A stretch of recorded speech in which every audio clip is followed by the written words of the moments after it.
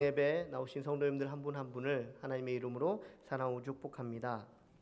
오늘 성경을 보니까요, 무엇 하나 부족함이 없는 한 사람을 소개하고 있는데 그가 바로 욥입니다.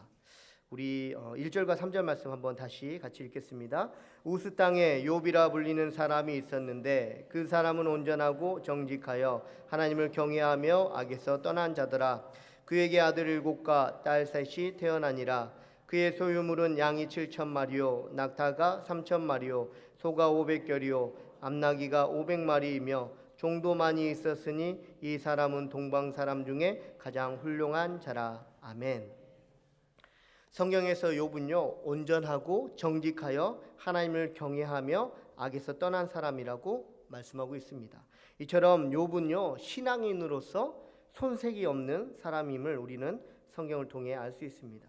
무엇보다 본문 8절 말씀에서처럼요, 이 신앙인이 사람들이 보기에 인정하고자 하는 그러한 신앙이 아니라 하나님께서 인정하고 계시는 자랑할 만한 신앙이었음을 우리 성경을 통해서 알 수 있다라는 것입니다.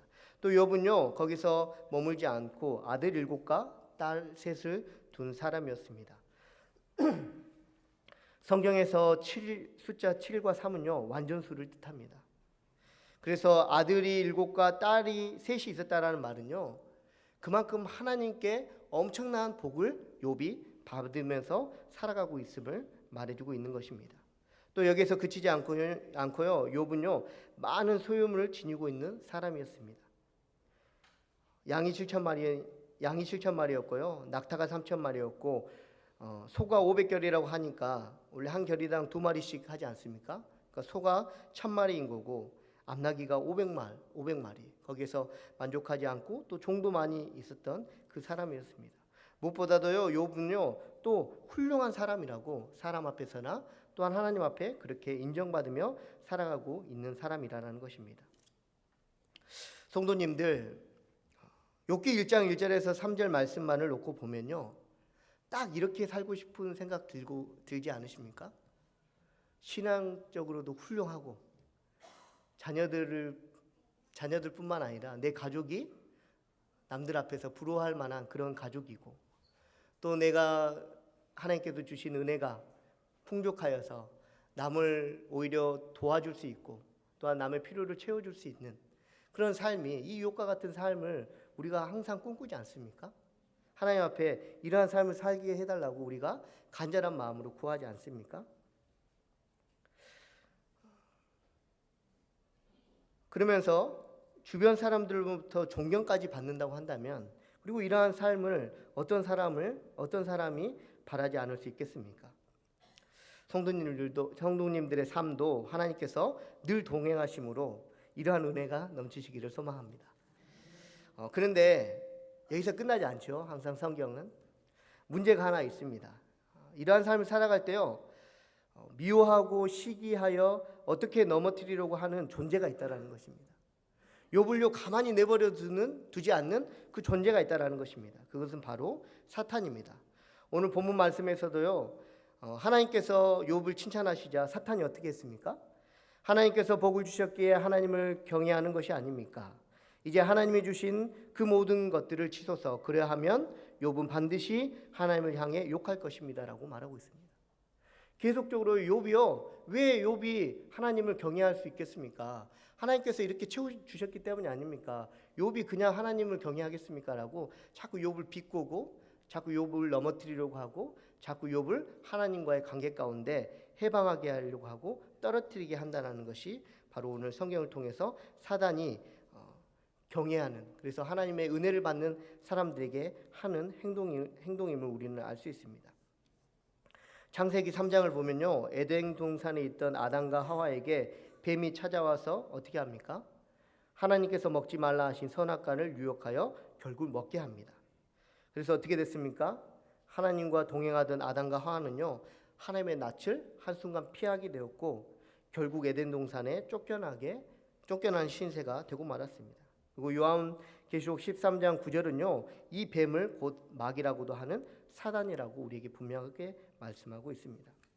사랑하는 성도님들, 무조건 모든 일들에 대해서 사단과 연관지어서 말하거나 생각하는 것은 대단히 조심스럽고 때로는 위험할 수 있지만, 분명히 성경을 통해서 우리가 알 수 있는 한 가지는요, 사단은 하나님과 동행하고자 하고 하나님을 경외하고자 하는 모든 신앙인들을 넘어뜨리려고 우는 사자같이 두루 다니며 삼킬 자를 찾고 있다는 것입니다.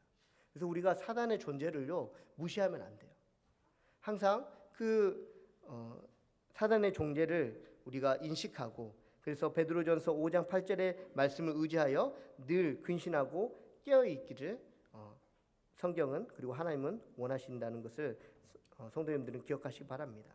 그리고 오늘 말씀의 제목인 감사의 이유가 되시는 하나님을 온전히 알 때 이러한 사단의 공격에도 흔들리지 않을 뿐더러 우리는 하나님으로 인하여서 승리하는 삶을 살 줄로 믿습니다.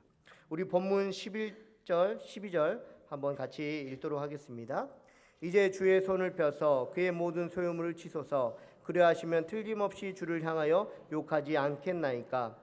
여호와께서 사탄에게 이르시되 내가 그의 소유물을 다 내 손에 맡기노라. 다만 그의 몸에는 내 손을 대지 말지니라. 사단이 곧 여호와 앞에서 물러가니라. 아멘.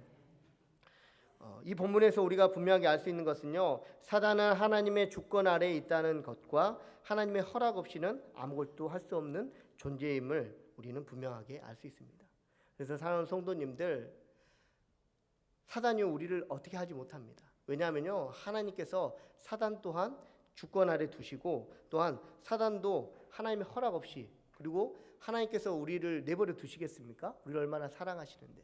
그래서 말 그대로 사단은요 그냥 이야기만 할 뿐이지, 그냥 이렇게 우리를 하나님으로 하여금 잘못된 사람으로 일러 바칠 뿐이지 뭐 어떻게 하지는 못한다는 것입니다. 그래서 너무 어려워하지 마시고, 너무 두려워하지 마시고, 하나님께서 주관자이시고 하나님께서 책임져 주신다라는 것을 의지함으로 날마다 하나님의 승리를 맛보시며 살아가는 성도님들 다 되시기 바랍니다. 또 성경은요, 사무엘상 2장을 통해서 한나는 기도하면서 하나님에 대해 이렇게 말씀하고 있는데요. 여호와는 죽이기도 하시고 살리기도 하시며 소홀에 내리기도 하시고 거기에서 올리기도 하시는도다. 여호와는 가난하게도 하시고 부하게도 하시며 낮추기도 하시고 높이기도 하시는도다라고 고백하고 있습니다.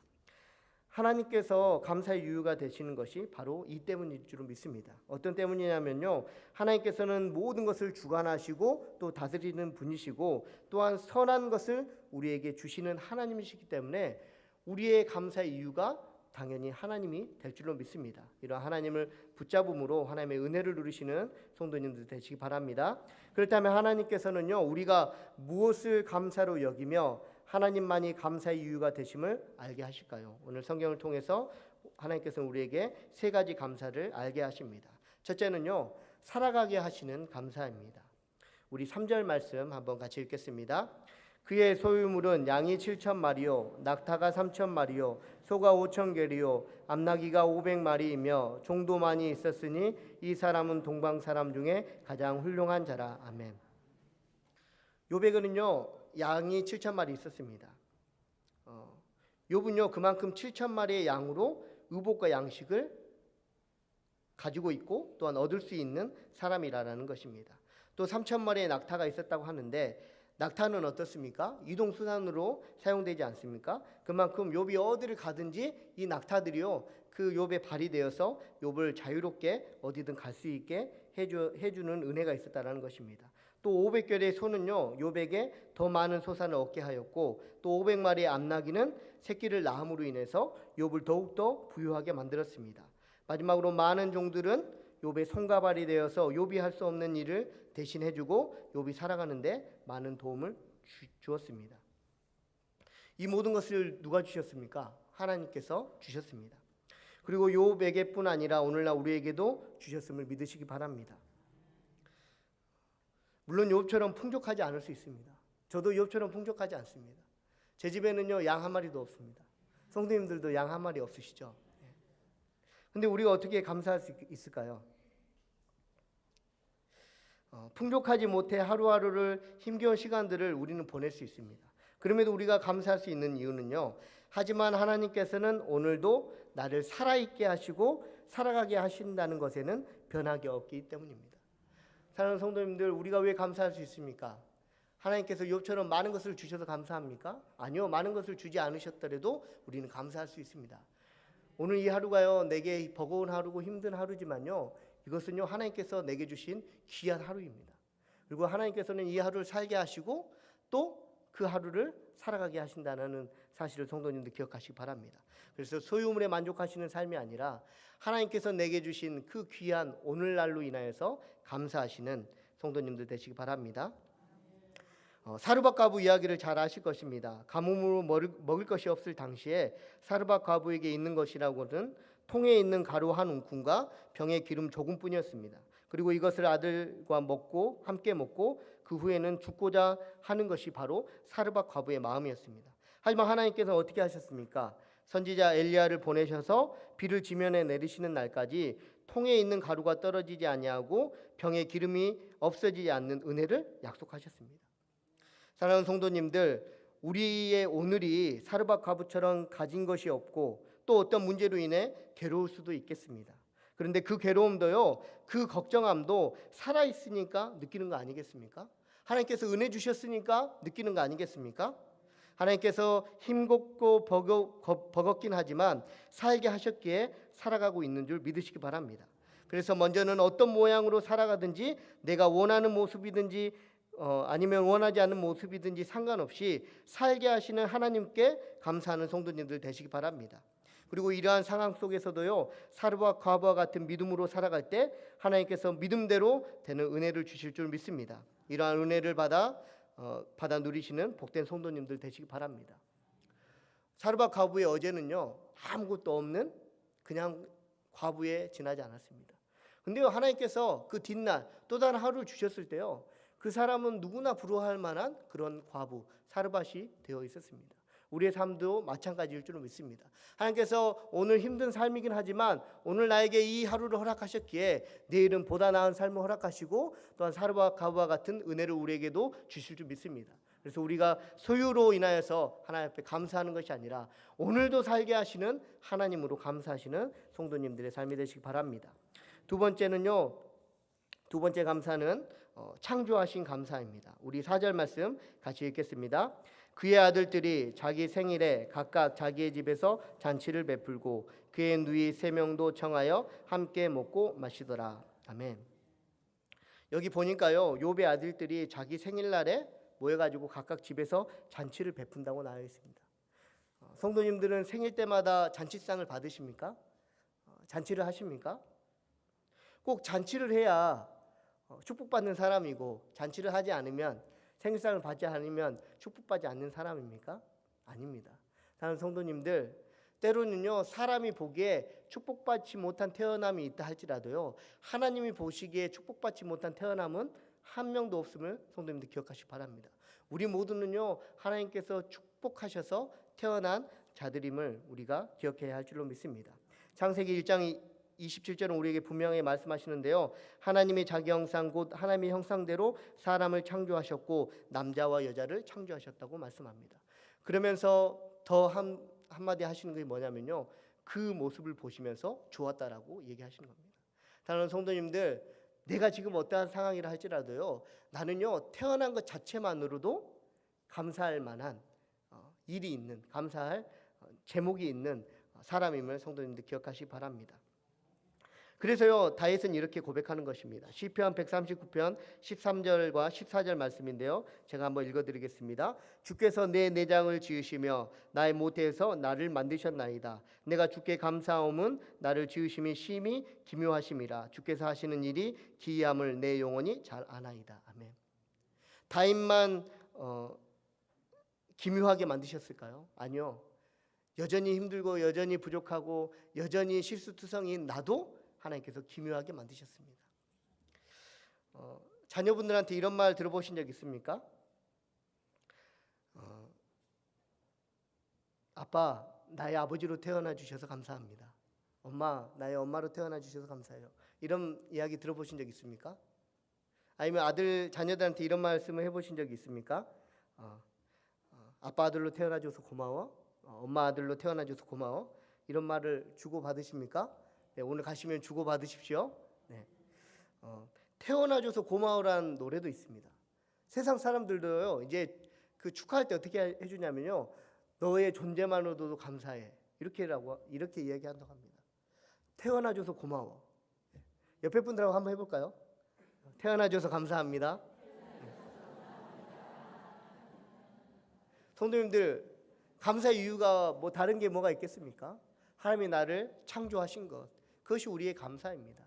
그리고 그 감사를 하게 될 때 하나님께서 창조하시고 또한 계획하신 그 꿈들을 한 가지 한 가지씩 나의 삶을 통하여서 이루어가실 줄 믿습니다. 그 은혜 가운데 거하시는 성도님들의 삶이 되시기 바랍니다. 마지막으로 하나님께서 우리에게 주신 감사는요, 구원의 감사입니다. 우리 5절 말씀 같이 읽겠습니다. 그들이 차례대로 잔치를 끝내면 욥이 그들을 불러다가 성결하게 하되 아침에 일어나서 그들의 명수대로 번제를 드렸으니 이는 욥이 말하기를 혹시 내 아들들이 죄를 범하여 마음으로 하나님을 욕되게 하였을까 함이라. 욥의 행위가 항상 이러하였더라. 아멘. 오늘 말씀을 보니까요, 욥이요 자기 자녀들이 하나님 앞에서 범죄할까 봐 번제를 드렸다라고 말씀하고 있습니다. 번제는 무엇입니까? 오늘날로 치면 예배입니다. 사랑하는 성도님들, 우리가 왜 예배를 드립니까? 하나님의 영광을 돌려드리기 위해서 드립니다. 그것이 첫 번째 목적이고요. 우리가 예배 드리는 이유, 하나님께서 우리에게 날마다 구원의 그 기쁨을 주시고자 우리로 하여금 예배케 인도하여 주실 줄로 믿습니다. 사랑하는 성도님들, 왜 하나님께서 주신 이 구원에 대해서 감사해야 됩니까? 그것은요, 하나님께서 주신 이 감사가요, 내가 감사할 제목들을 가지고 있지 않는 그 상태, 죄인이었을 때도 불구하고 예수 그리스도를 통하여서 우리에게 구원의 은혜를 베풀어 주셨다라는 것입니다. 사랑하는 성도님들, 예배를 통하여서 이러한 감격을 느끼십니까? 예배를 통하여서 이 욥과 같이 자녀들을 위하여서 회개하는 그러한 마음이 이 예배 가운데 있으십니까? 사랑하는 성도님들, 이 예배 가운데 하나님의 그 구원의 기쁨을 경험하는 성도님들 되시기 바랍니다. 우리는 단순히요 한 시간을 예배드리는 것에 만족하는 것이 아니라요, 하나님께서 먼저는 하나님의 영광을 돌리게 하시고 그리고 우리들에게 주시는 것이 있는데요, 이 예배를 통해서 너희가 미리 이 구원의 기쁨을 맛보라고 얘기하시는 겁니다. 그래서 오늘 이 시간 부족한 이 설교를 듣는다고 하실지라도 하나님께서 성도님들에게 말씀하시는 것들을 온전히 들으심을 통하여서 그 하나님께서 주신 그 구원의 기쁨을 맛보는 예배를 드리시는 성도님들 되시기 바랍니다. 그래서 오늘 예배뿐만 아니라 계속적으로 되어지는 예배 가운데 구원의 기쁨을 맛보심으로 인하여서 정말 내 입술 가운데, 우리 입술 가운데 감사가 하나님을 향해서 흘러넘치기를 소망합니다. 말씀 마치도록 하겠습니다. 하나님께서는 우리에게 감사할 제목들을 주셨습니다. 살아가게 하시는 감사를 주셨고요, 창조하시는 감사를 주셨고 구원의 감사를 주셨습니다. 그래서 마땅히 우리는 하나님 앞에 감사가 바로 하나님이심을 고백할 수 있어야 된다는 것입니다. 성도님들, 지금 당장 감사할 제목들이 없으십니까? 오늘 이 세 가지 것들 기억함으로 인해서 이미 받았고 앞으로도 주실 그 하나님의 감사를 기대하시면서 날마다 하나님 앞에 감사합니다라고 고백할 수 있는 성도님들 삶이 되시기 바랍니다. 기도하고 말씀 마치도록 하겠습니다.